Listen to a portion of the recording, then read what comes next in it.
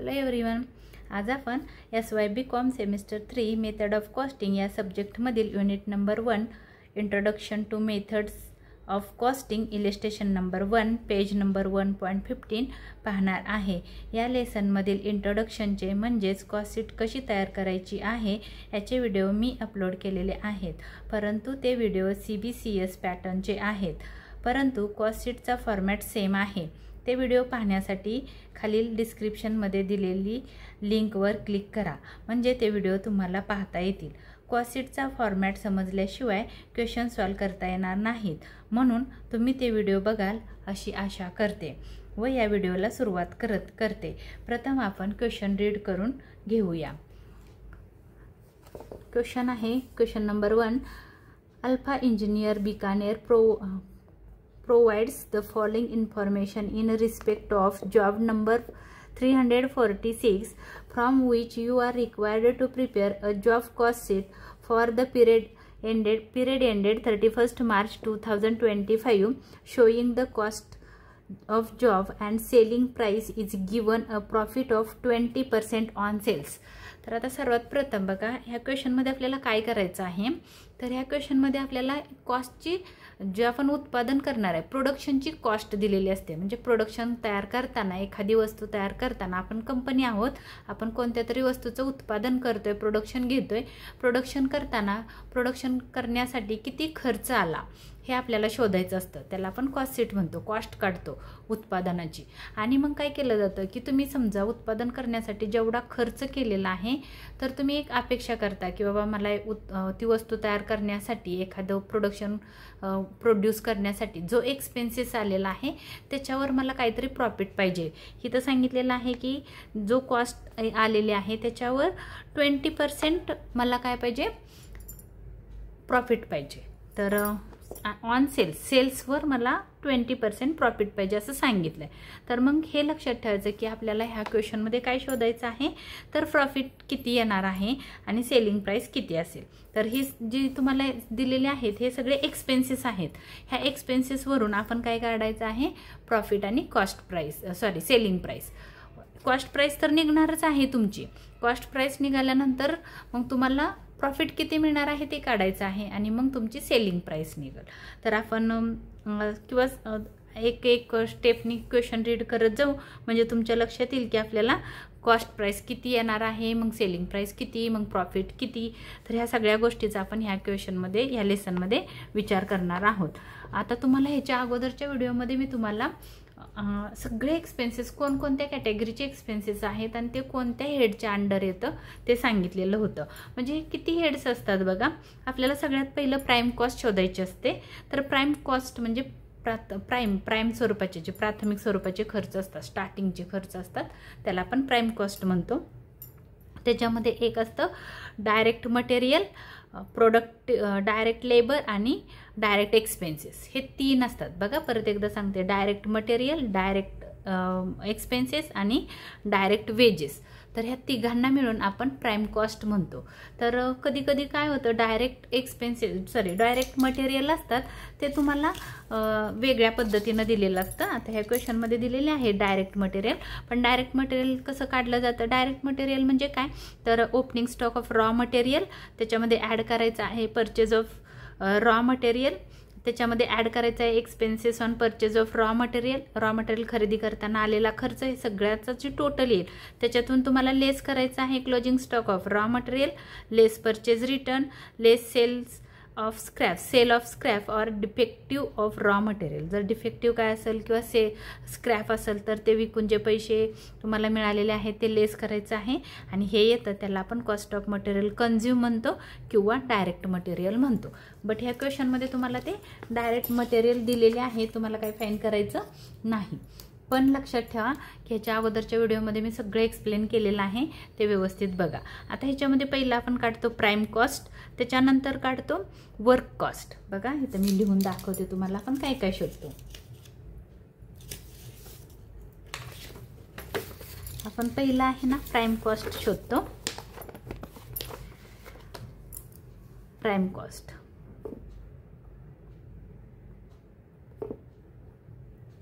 आणि त्याच्यानंतर शोधतो आपण वर्क कॉस्ट।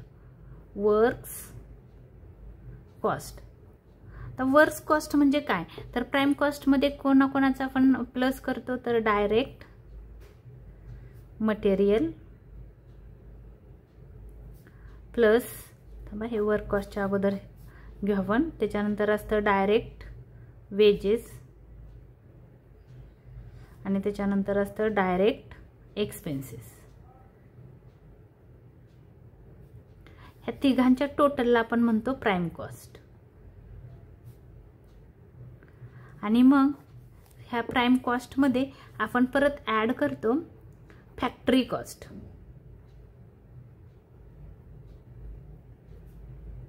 फॅक्टरी कॉस्ट म्हणजे काय, तर फॅक्टरीमध्ये जे आपण कंपनी आहे आणि कंपनीमध्ये जे उत्पादन केलं जातं फॅक्टरीच्या आतमध्ये म्हणजे कंपनीच्या आतमध्ये, ते सगळे एक्सपेन्सेस इथे येणार आहेत, जे प्रोडक्शनशी रिलेटेड असलेले एक्सपेन्सेस.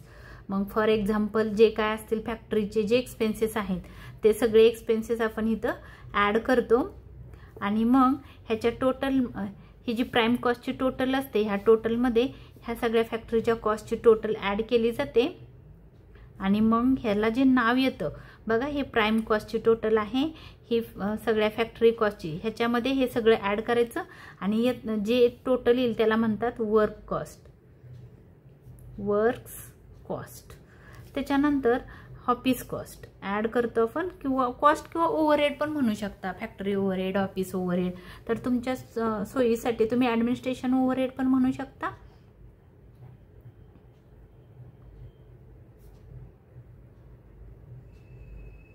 किंवा ऑफिस ओव्हरहेड, ओव्हरहेड म्हणा किंवा कॉस्ट म्हणा तरी पण चालेल. आता ह्याच्यामध्ये जे ऑफिसचे खर्च असतात, आता मी तर फक्त एक्सप्लेन करते तुम्हाला, ते जे एक्सपेन्सेस आहेत ते एक्सपेन्सेस आहेत ते आपण ॲड करतो आणि जी टोटल येते त्याला आपण म्हणतो, जी ऑफिसचे आहे त्याला म्हणतो cost of production, cost of production. आणि मग त्याच्यामध्ये परत आपण ॲड करतो selling and distribution, selling and distribution overhead, overhead.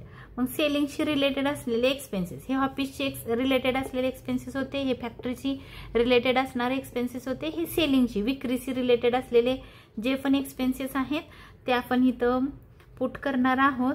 आणि त्याची जी टोटल येईल कशाची, तर प्राइम कॉस्टची सगळ्याची जी टोटल येईल त्याला आपण म्हणणार आहोत कॉस्ट ऑफ जॉब. ह्याला नाव देणार आहोत कॉस्ट ऑफ जॉब. नुसतं कॉस्ट सीट लिहिलं तरी चालेल किंवा कॉस्ट लिहिलं तरी पण चालेल. कॉस्ट म्हणजे खर्च, ती वस्तू तयार करण्यासाठी आलेला खर्च. मग ह्याचा आपल्याला हा जो खर्च येतो टोटल, ह्या खर्चावर मग तुम्हाला प्रॉफिट किती आहे आणि मग सेलिंग प्राइस किती आहे ते शोधायचं असतं. ह्याच्यामध्ये तुमचा ॲड होतो प्रॉफिट, कारण कॉस्ट प्राइस प्लस प्रॉफिट मग तुमचा येतो तो सेल्स येतात. तर प्रॉफिट आता ह्या क्वेश्चनमध्ये सांगितले 20% ऑन सेल्स, मग सेल्सवर 20% तो प्रॉफिट ह्याच्यामध्ये ॲड केला कॉस्ट प्राइसमध्ये की तुमची इथे येईल सेलिंग प्राइस. तर ही आहे तुमची सेलिंग प्राइस, ही झाली सेलिंग प्राइस. अशा पद्धतीने तुम्हाला हा क्वेश्चन सॉल्व करायचा आहे. मग तुम्ही ह्याच्या अगोदरचे व्हिडिओ जर पाहिले तर तुम्हाला फॅक्टरी कॉस्टमध्ये काय काय येतं, डायरेक्ट मटेरियलमध्ये काय येतं, डायरेक्ट वेजेसमध्ये काय येतं, डायरेक्ट एक्सपेन्सेसमध्ये काय येतं, कोणकोणत्या आयटमचा ह्याच्यामध्ये इन्क्लूड केले जातात ते कळेल. परत ऑफिस ओव्हरहेड्स किंवा ॲडमिनिस्ट्रेशन ओव्हरहेड्समध्ये कोणकोणते एक्सपेन्सेस घ्यायचे आहेत, मग परत नंतर सेलिंग अँड डिस्ट्रीब्युशन ओव्हरहेड किंवा एक्सपेन्सेसमध्ये कोणकोणते एक्सपेन्सेस घ्यायचे आहेत, मग हे कॉस्ट कशी काढायची वगैरे ते मी त्या पहिल्या व्हिडिओमध्ये एक्सप्लेन केलेलं आहे. तर ते व्हिडिओ तुम्ही नक्की पहा. आता आपण काय करू, हे मी तुम्हाला थोडक्यात इन्फॉर्मेशन दिलेली आहे.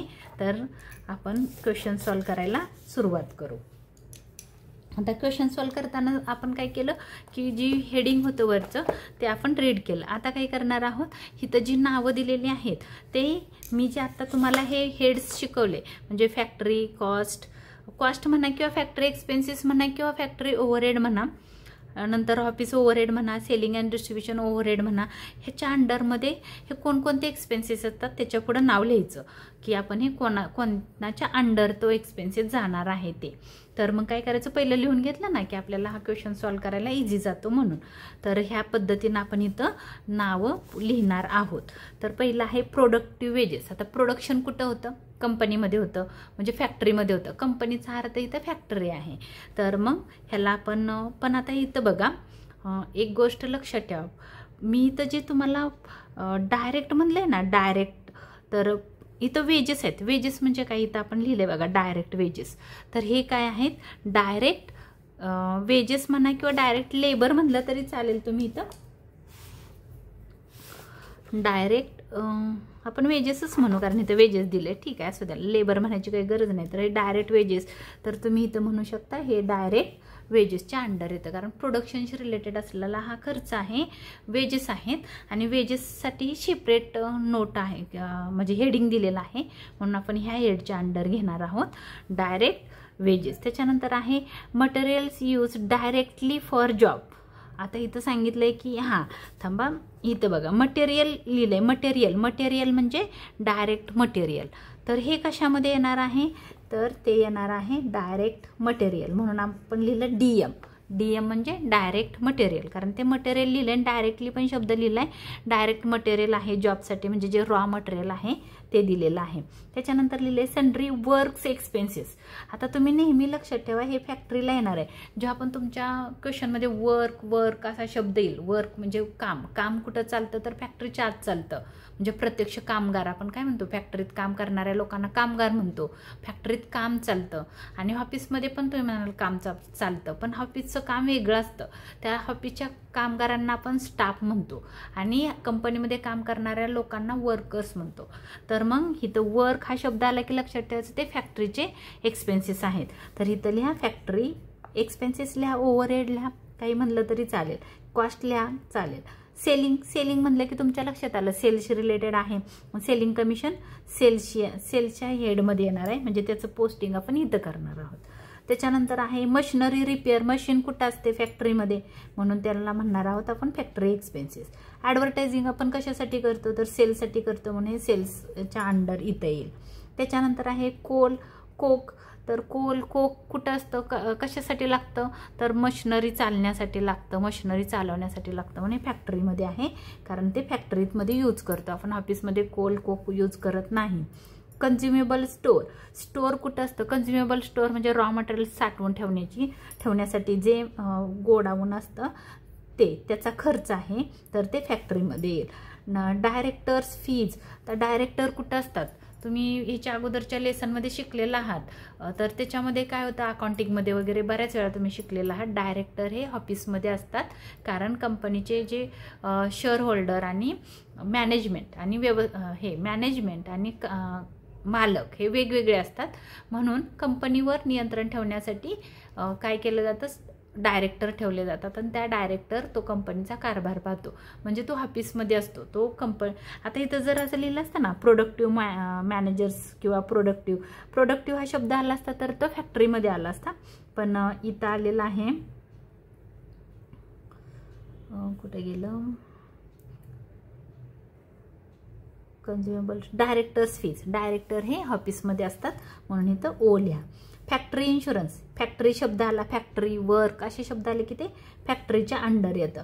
कॅरेज आउटवर्ड म्हणजे गुड्स आपण सोल्ड केला आहे आणि तो वाहून नेण्याचा खर्च आहे, म्हणून ते सेल्समध्ये येईल. त्याच्यानंतर आहे अनप्रोडक्टिव्ह वेजेस. आता इथं बघा, इथं प्रोडक्टिव्ह होतं म्हणून आपण डायरेक्ट लिहिलं, कारण तो प्रोडक्शनशी रिलेटेड होतं, डायरेक्ट वेजेसमध्ये लिहिलं, पण हे अनप्रोडक्टिव्ह आहे तर ते फॅक्टरीमध्ये येतं, हे लक्षात ठेवा, कारण या दोघातला फरक तुमच्या लक्षात येईल जर ह्याच्या अगोदरचे तुम्ही व्हिडिओ पाहिले तर. त्याच्यानंतर आहे चार्जेबल एक्सपेन्सेस. आता इथं तुम्ही म्हणाल चार्जेबल एक्सपेन्सेस काय असतं, तर हे आता बघा तुमच्या लक्षात येतं हे चार्जेबल कुठे येते का, फॅक्टरीमध्ये असतात का तर नाही, ऑफिसमध्ये असतात का तर नाही, सेलिंगमध्ये असतात का तर नाही. चार्ज केलं म्हणजे काहीतरी आपण एखाद्याला चार्जेस असतात ना ते लावलेले आहेत, तर हे डायरेक्ट एक्सपेन्सेसमध्ये लिहितं, तर हे लक्षात ठेवा, ह्याच्या हेडमध्ये ते येणार आहे.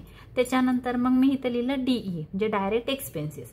त्याच्यानंतर आहे डेप्रिशिएशन ऑन ऑफिस फर्निचर. आता ऑफिस नाव आलं मग लक्षात आलं हे ऑफिसच्या फर्निचरचं डेप्रिशिएशन आहे म्हणून आपण हे ऑफिस ओव्हरहेडच्या अंडर जाणार आहे. सेलिंग ऑन कॉस्ट, सेलिंगशी आलेला खर्च आहे तर सेलिंग अँड डिस्ट्रीब्युशनच्या ओव्हरहेडमध्ये येईल. मोटिव्ह पॉवर फॅक्टरीमध्ये येईल कारण तो फॅक्टरीचा खर्च आहे, म्हणजे जे मोठ्या मोठ्या मशिनी चालण्यासाठी लागलेली इलेक्ट्रिसिटी आहे. त्याच्यानंतर आहे पॅकिंग चार्जेस. पॅकिंग आपण काय करतो, वस्तू तयार केल्यानंतर त्या ग्राहकाला पॅक करून देतो म्हणून त्याला म्हणतात पॅकिंग चार्जेस. तर ते पॅकिंग चार्जेस सेल्स रिलेटेड आहे म्हणून ते सेल्समध्ये येईल.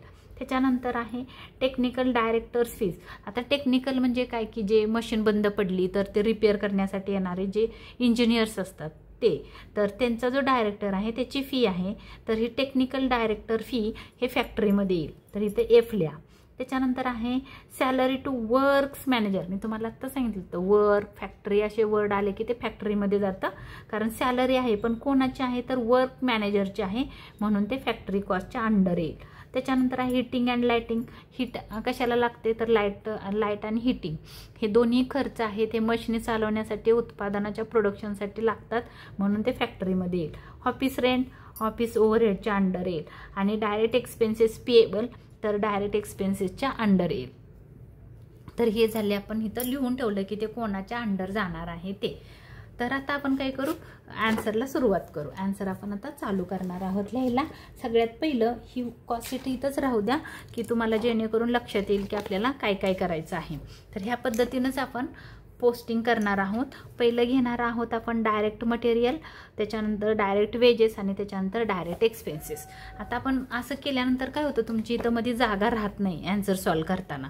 तर आपण हे बघायचं आहे की डायरेक्ट वेजेस एकच आहे. बघूया आपण डायरेक्ट वेजेस इथं लिहिलं आहे, डायरेक्ट एक्सपेन्सेस इथं लिहिलं आहे, डायरेक्ट मटेरियल इथं लिहिलं आहे. अजून काय आहे बघा इथं डायरेक्ट एक्सपेन्सेस आहे. डायरेक्ट एक्सपेन्सेस 1 आणि 2 आहेत. तर मग काय करायचं आहे आपण व्यवस्थित करून घेऊया. पहिला आपण डायरेक्ट मटेरियल लिहू. जिथं आपण लिहिलेलं आहे डायरेक्ट मटेरियल बघा इथं आहे material use to directly for job. हे पहिलं लिहून घेऊया कारण वळीनं जर करत गेलं तर मग ते आपल्याला पोस्टिंग करता येत नाही. तर आपण इथं लिहिणार आहोत डायरेक्ट. थोडंसं ॲडजस्ट करते. पहिला आहे पहिला आपण हे घेऊ direct use material used directly for job.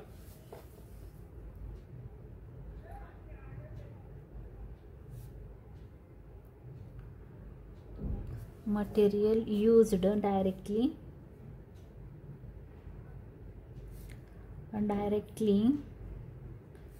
For job. तर त्याची अमाऊंट आहे 90,000. आपण इथं लिहू 90,000. त्याच्यानंतर आपल्याला आता इथं लिहिताना पहिलं काय लिहिलं in the books of alpha engineering Bikaner job cost sheet for the job number 346 for the period ended 31 March 2025 असं लिहिलेलं आहे. Particulars rupees and rupees. पहिलं लिहिलं direct used material used directly for job 90,000. त्याच्यामध्ये आपला इथं ही आहेच मी तयार केलेली तुम्ही पाहू शकता. ह्याच्यामध्ये आपण पहिलं घेतलं डायरेक्ट मटेरियल नंतर घेणार आहोत डायरेक्ट वेजेस. तर डायरेक्ट वेजेस तुम्ही कुठं लिहिलेलं आहे बघा डायरेक्ट वेजेस हे पहिलं आहे प्रोडक्टिव्ह वेजेस 90,000. ह्याच्यामध्ये लिहायचं आहे आपल्याला ॲड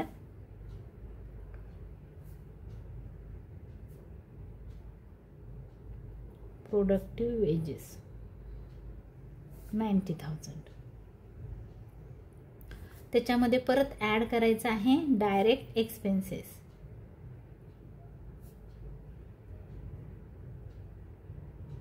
त्याच्यामध्ये एक आहे डायरेक्ट एक्सपेन्सेसमध्ये 2 आहेत आपण बघितलं होतं बघा बरं. डायरेक्ट एक्सपेन्सेस हे एक आहे चार्जेबल एक्सपेन्सेस आणि डायरेक्ट एक्सपेन्सेस पेएबल.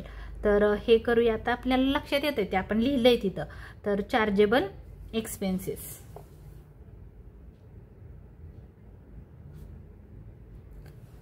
चार्जेबल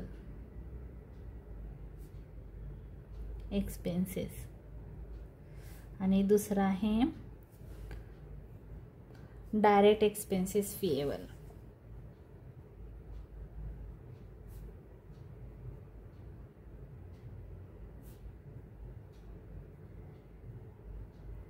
आता अमाऊंट नीट बघून घेऊया. डायरेक्ट एक्सपेन्सेस पेएबल आहे 4,500 आहेत. नीट बघा 4500 आणि त्याच्यानंतर आहे पेएबल 500, 4500 आणि हे आहे 500. ह्याच्या टोटल करायचे आहे आणि त्या टोटलला नाव द्यायचं आहे प्राइम कॉस्ट. आपण टोटल करू, एक मिनिट. आपण टोटल करू. पहिला आहे 90,000 प्लस 90,000 हे प्लस 4500 प्लस 500. टोटल आली तुमची 1,85,000.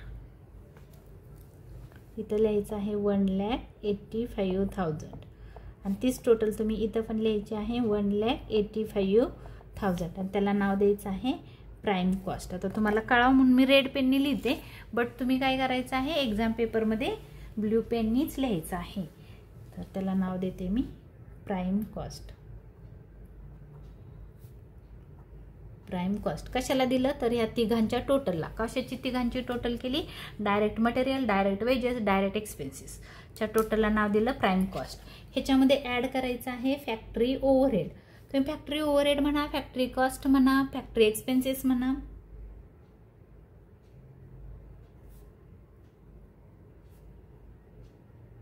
काही नाव द्या, फॅक्टरी ओव्हरहेड म्हणा, एक्सपेन्सेस म्हणा किंवा कॉस्ट म्हणा.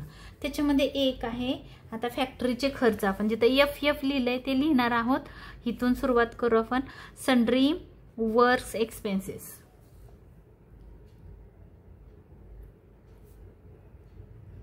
Sundry works expenses. पहिला आपण नावं लिहून घेऊ आणि नंतर पाहिजे तर लगेच अमाऊंट पण टाकू. अमाऊंट आहे बघा किती. Sundry works expenses 3,400. 3,400.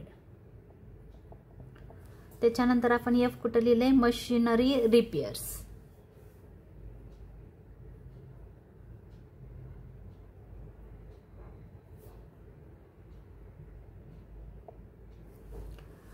अमाऊंट आहे त्याची 5,700.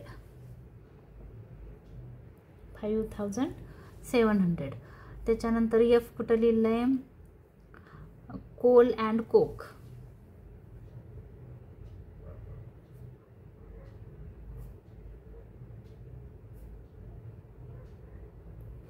कोल अँड कोक ची अमाऊंट आहे coal and coke 3,000.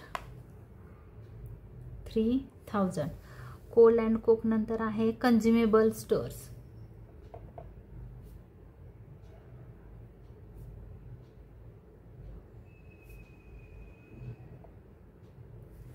कन्झ्युमेबल stores amount आहे 12,800.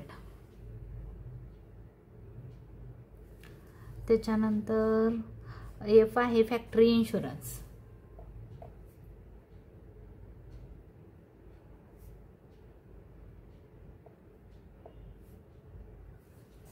फॅक्टरी इन्शुरन्सची अमाऊंट आहे 1,400. त्याच्यानंतर एफ बघा इथं आहे अनप्रोडक्टिव्ह वेजेस.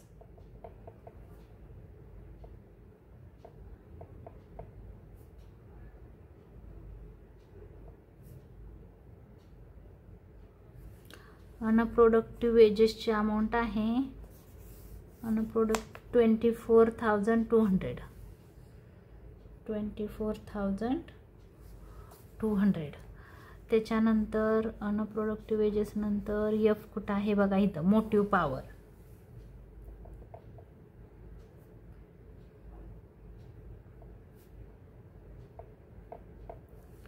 मोटिव्ह पॉवर अमाऊंट आहे 10,100.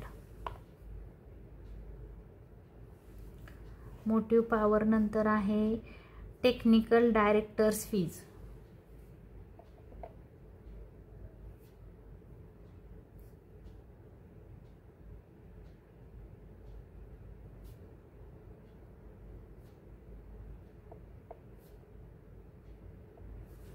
Technical directors fees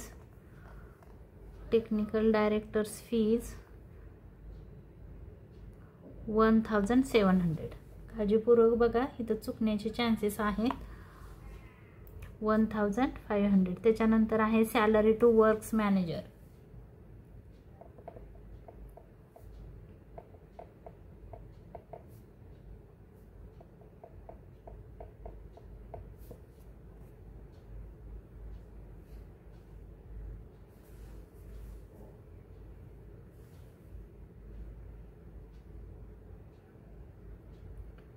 works manager बघा बरं, salary salary to works manager amount आहे 5400.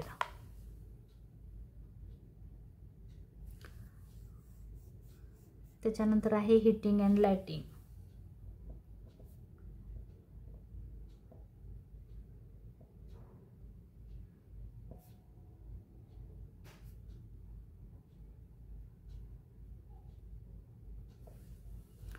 हिटिंग अँड लाइटिंगची अमाऊंट आहे 700 रुपीज.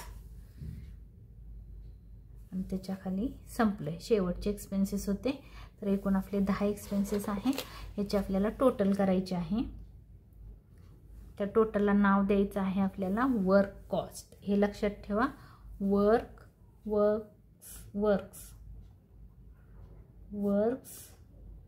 कॉस्ट. तर किती टोटल आली बघू. हे आहे 1,85,000 plus 3,400 plus 5,700 plus 3,000 plus 12,800 plus 1,400 plus 24,200 plus 10,100 plus 1,700 plus 5,400 plus 700. Amount आली 2,53,400. 2,53,400. तीच टोटल आपल्याला बाहेर लिहायची आहे. 2,53,400 ही झाली आपली टोटल. तर आता आपण ह्याच्या पुढे असंच ठेवूया, पुढं करायचं आहे. हे झालं आपले फॅक्टरीचे एक्सपेन्सेस. आता आपल्याला लिहायचे आहेत. आपण इथं बघा वर्किंग केलेलं होतं आणि मी तुम्हाला सांगितलं पहिलं फॅक्टरीचं झाल्यानंतर येणार आहे ॲडमिनिस्ट्रेशन किंवा ऑफिस ओव्हरहेड. तुम्ही काही लिहू शकता. इथं ऑफिस ओव्हरहेड लिहिलं तरी चालेल. ॲड करायचं आहे याच्यामध्ये, add office overhead.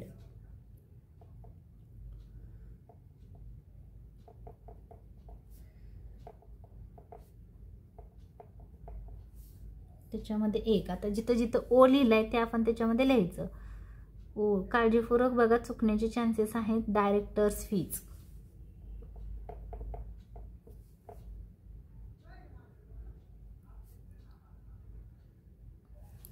Directors fees 3,000. त्याच्यानंतर बघा डायरेक्टर्स फीज नंतर ओ आहे depreciation on office furniture. Depreciation on office furniture किती आहे बघा, अमाऊंट आहे त्याची 3,700. त्याच्यानंतर ओ कुठं दिसतोय बघा, इथं आहे ऑफिस रेंट.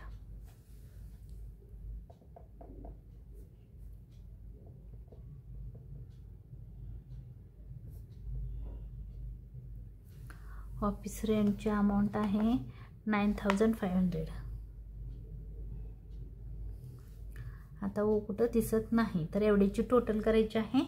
तर त्याला नाव द्यायचं आहे आपल्याला.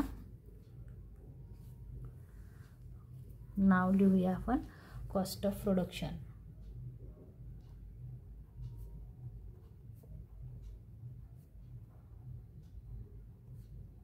Cost of production. तर ही जी आपली वरची टोटल आलेली होती त्याच्यामध्ये हे प्लस करायचं आहे 3,000 प्लस 3,700 प्लस 9,500. टोटल आली 2,69,600. 2,69,600. आणि टोटल बाहेर पण लिहायची आहे आपल्याला 2,69,600. आता आपल्याला काय करायचं आहे, ह्याच्या पुढं ॲड करायचं आहे सेलिंग अँड डिस्ट्रीब्युशन ओव्हरहेड्स. बघा पहिलं झालं फॅक्टरी ओव्हरहेड्स, ऑफिस ओव्हरहेड, आता selling and distribution overheads.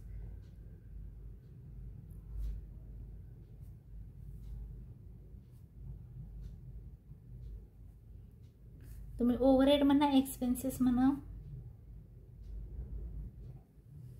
Overheads. त्याच्यामध्ये बघू पहिलं काय आहे सेलिंगमध्ये. तर सेलिंगमध्ये इथं आहे सेलिंग कमिशन.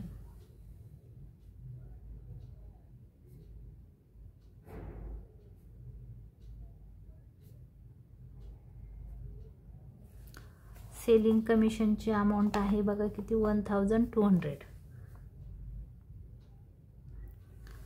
त्याच्यानंतर सेल्स कुठं आहे बघा, इथं आहे ॲडव्हर्टायझिंग.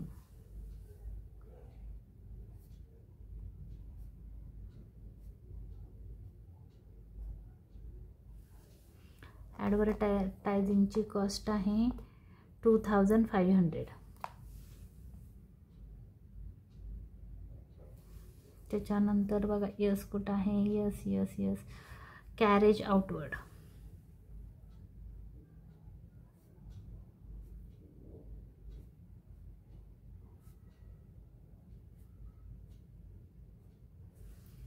कॅरेज आउटवर्डची अमाऊंट आहे 9200. 9200. कॅरेज आउटवर्ड नंतर यस कुठं आहे बघा इथं, सेलिंग ऑन कॉस्ट.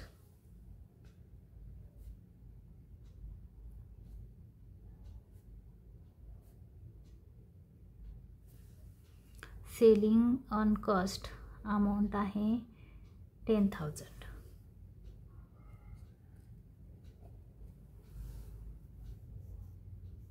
त्याच्यानंतर आहे पॅकिंग चार्जेस.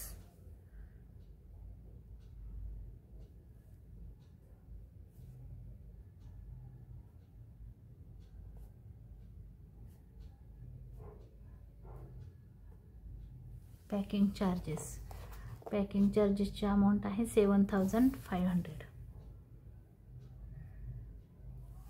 तर पॅकिंग चार्जेस नंतर सेल्स संपले. तर हे झालं आपले सेल्स. तर ह्याची टोटल आपल्याला करायची आहे, किती येते बघू. त्याला नाव देणार आहोत आपण जॉब. पहिले टोटल करते मग लिहिते मी कॉस्ट ऑफ जॉब. ह्याच्यामध्ये ॲड होणार आहे 1200 प्लस 2500 प्लस 9200 प्लस 10,000 प्लस 7500. हे आले 3 लाख रुपीज. ह्याला म्हणायचं आहे, तुम्ही कॉस्ट टोटल कॉस्ट म्हणलं तरी चालेल, तुम्ही ह्याला असं पण म्हणू शकता टोटल कॉस्ट. रेड पेनने लिहू आपण, टोटल कॉस्ट म्हणा किंवा कॉस्ट ऑफ जॉब म्हणा. टोटल कॉस्ट म्हणजे टोटल खर्च तुम्हाला आलेला आहे 3 लाख रुपीज. वस्तू तयार करण्यासाठी आलेला खर्च 3 लाख रुपये आहे. आता आपल्याला काढायचं आहे मेन म्हणजे क्वेश्चनमध्ये दिलेलं आहे, त्यांनी इथं सांगितलं आहे की G cost of job and selling price to give profit of 20% on sales. सेल्सवर 20% प्रॉफिट काढायचं आहे. तर मग आता वर्किंग आपल्याला करावं लागणार आहे. ते कसं करायचं ते मी सांगते तुम्हाला. खूप इम्पॉर्टंट आहे हे वर्किंग नोट. आता आपण एक वर्किंग नोट करू. इथं सांगितलं 20% ऑन सेल्स. तर आपण कसं काढतो बघा, सेल्स कसे काढतो, कॉस्ट प्राइस प्लस प्रॉफिट. पाहिजे तर पूर्ण लिहिते मी, कॉस्ट प्राइस म्हणजे total cost. Cost price plus profit is equal to selling price. तर मग कॉस्ट प्राइस आता आपल्याला सांगितलंय की 20% profit on sale. 20% profit on sale हा शब्द महत्वाचा आहे. ऑन सेल, सेलवर काय करायचं आहे, 20% प्रॉफिट घ्यायचं आहे. तर सेल्सवर 20%. मग आता इथं प्रॉफिट आहे 20% आणि पर्सेंट म्हणलं की आपल्याला कॉस्ट प्राइस दिलेली आहे इथं. पण मग आपण काय करायचं आहे, कॉस्ट प्राइस इथं समजायचं की सेलिंग प्राइस 100 असणार आहे, कारण ह्याच्यावर एवढं आहे, म्हणजे सेलिंग प्राइस तुमची 100 आहे, कारण पर्सेंट दिले. ऑन सेल्स म्हणलं की selling price 100, on cost price म्हणलं की कॉस्ट प्राइस 100 असेल. तर त्यांनी सांगितले ऑन सेल्सवर 20% प्रॉफिट, म्हणून सेलिंग प्राइस 100 आहे. मग इथं प्रॉफिट किती आहे तर 20%, म्हणजे 200 का पकडलं, कारण आपण पर्सेंटेज 100लाच काढतो, म्हणून 100च घ्यायचं आहे. तर मग आता इथं सांगा मला कॉस्ट प्राइस किती असणार आहे. ह्या दोघांची टोटल केल्यावर 100 यायला पाहिजे, म्हणजे 100 - 20 केलं की 80 येतं. 80 + 20 = 100. मग आता मी तुम्हाला एक साधा सोपा खूप सुंदर फॉर्म्युला सांगणार आहे, काळजीपूर्वक बघा. आपल्याला फाईन काय करायचं आहे तर सेलिंग प्राइस काढायची आहे आणि मग त्याच्यावर प्रॉफिट निघणार आहे. मग तुम्हाला इथं माहिती आहे की सेलिंग प्राइस एवढी आहे, प्रॉफिट एवढं आहे आणि कॉस्ट प्राइस एवढे. पण आता आपल्याला दिसतंय काय तर कॉस्ट प्राइस दिसते. मग आपण इथं लिहिणार आहोत कॉस्ट प्राइस आणि आपल्याला फाईन करायचं आहे प्रॉफिट किती आहे तो. मग प्रॉफिट 2 कॉलम केले. कॉस्ट प्राइस आपण 100 पकडायची, 80 आहे, 80 पकडायची. आणि मग आपण काय करायचं आहे कॉस्ट प्राइस इथंच लिहिते, थांबा जरा व्यवस्थित पकडते, मला लिहिता येत नाही. कॉस्ट प्राइस इथं आहे, कॉस्ट प्राइस 80, प्रॉफिट 20. आता इथं बघा, एक मिनिट बुक साईडला ठेवते जरा, म्हणजे लिहिता येईल व्यवस्थित. कॉस्ट प्राइस आहे 3000, कॉस्ट प्राइस खाली कॉस्ट प्राइस लिहायची. कॉस्ट प्राइस होती 80, प्रॉफिट होतं 20. आता आपण काय केलं मग कॉस्ट प्राइस आणि प्रॉफिट घेतला. आता आपल्याला दिलंय काय, कॉस्ट प्राइस दिली, मिळाली 3 लाख रुपये कॉस्ट प्राइस आहे. कॉस्ट प्राइसच्या खाली लिहायची आणि शोधायचं आहे प्रॉफिट. इथं मी लिहिला क्वेश्चन मार्क. आणि ह्याचा ना एक मी फॉर्मॅट बनवणार आहे. तुम्हाला खूप सुंदर हा फॉर्म्युला आहे, ह्याच्याने तुम्ही कोणताही क्वेश्चन विचारला तरी हे आन्सर लगेच काढू शकता.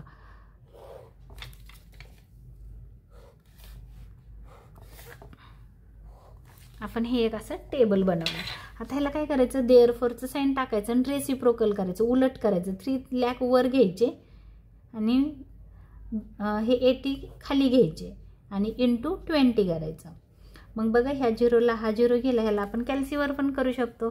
3 लाख / 80 इंटू 20, 75,000 आपल्याला काय मिळाला, प्रॉफिट मिळाला. कारण आपण क्वेश्चन मार्क कुठे ठेवलेला आहे तर इथं, तर इथली आन्सर म्हणजे प्रॉफिट मिळाला. Therefore profit = 75,000. आता बघा आपल्याला प्रॉफिट मिळाला. मग ह्याच्या खाली आता थोडी जागा नाही आहे म्हणून मी इथं कंटिन्यू करते ह्या पेजवर. तर मी इथं लिहिणार आहे, हे फक्त कॉस्ट प्राइस इथं आहे 3 लाख. मग मी इथं लिहिणार आहे प्रॉफिट ऑन 20%, असं लिहिते. Profit 20% on sales. सेल्सवर आहे, हे कंटिन्यू पेज करते मी पुढं, तर थोडी जागा लागणार आहे मला.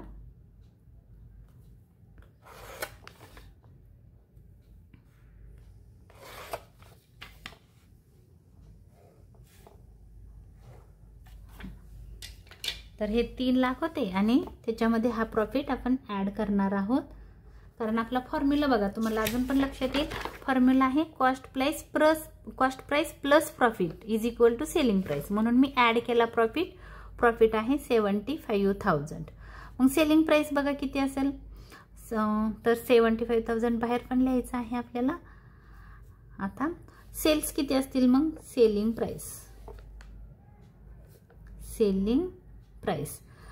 प्राइस कशी येते तर कॉस्ट प्राइस प्लस प्रॉफिट. मग बघा हे 3 लाख + 75,000 म्हणजे आलं 3,75,000. हे कॉस्ट प्राइस जी होती 3 लाख, ते आपण काय केलं, हे 3 लाख मध्ये प्रॉफिट ॲड केला. मग आली तुमची सेलिंग प्राइस 3,75,000. मग बाहेर पण लिहायचं आहे आपल्याला 3,75,000. हे झालं आपलं आन्सर. तर मग आपल्याला काय करायचं आहे, हा प्रॉफिट तुम्ही बाहेर नाही लिहिला तरी चालेल, ह्याला आपण डबल अंडरलाईन करू आणि सोडून देऊ. ही झाली तुमची सेलिंग प्राइस आणि क्वेश्चनमध्ये तुम्हाला हेच काढायला सांगितलेलं आहे. तर काय राहिलेलं आहे का, तर माझ्या मते पूर्ण क्वेश्चन झालेला आहे. आपण एकदा क्वेश्चन बघू. क्वेश्चन आहे इथं, ही होती तुमची वर्किंग नोट. तर आता आपण काय केलं, सेलिंग प्राइस होती काढली आपण, बरोबर आहे. तर हा जर माझा व्हिडिओ तुम्हाला आवडला असेल तर लाईक करा, शेअर करा, सबस्क्राईब करायला विसरू नका. तुम्ही दिलेल्या सपोर्टबद्दल मनापासून धन्यवाद.